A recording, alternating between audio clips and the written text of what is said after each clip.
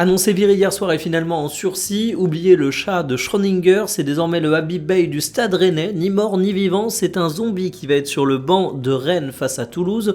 Ça tombe bien, jusqu'à présent, Rennes pratiquait un football de mort-vivant.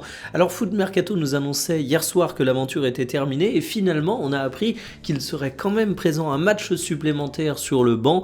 C'est un véritable imbroglio, d'autant plus quand on croit les fuites qui nous disent que Habib Beye avait commencé à faire ses adieux aux personnes dans le club. Autant vous dire qu'il est dans des dispositions mentales qui sont extrêmement compliquées pour attaquer sereinement ce match et on peut même se demander quel va être son avenir. Est-ce que si Habib Beye gagne contre Toulouse, ça va remettre en question son départ? Est-ce que de toute façon c'est qu'une question de temps et la décision elle est actée et on se retrouve dans cette situation absurde parce que c'est galère de trouver un coach qui est immédiatement disponible?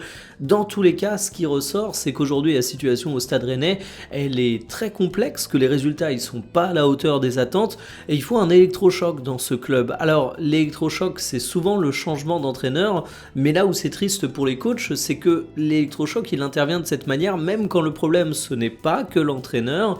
Et autant Habib Beye est très critiquable du côté du Stade Rennais, je suis le premier à le faire, autant il y a également des joueurs qui doivent se remettre en question, qui doivent s'interroger sur leur rendement par rapport à leur salaire et peut-être qu'un nouveau coach pourrait apporter finalement ce côté challenger qui semble manquer actuellement à Rennes.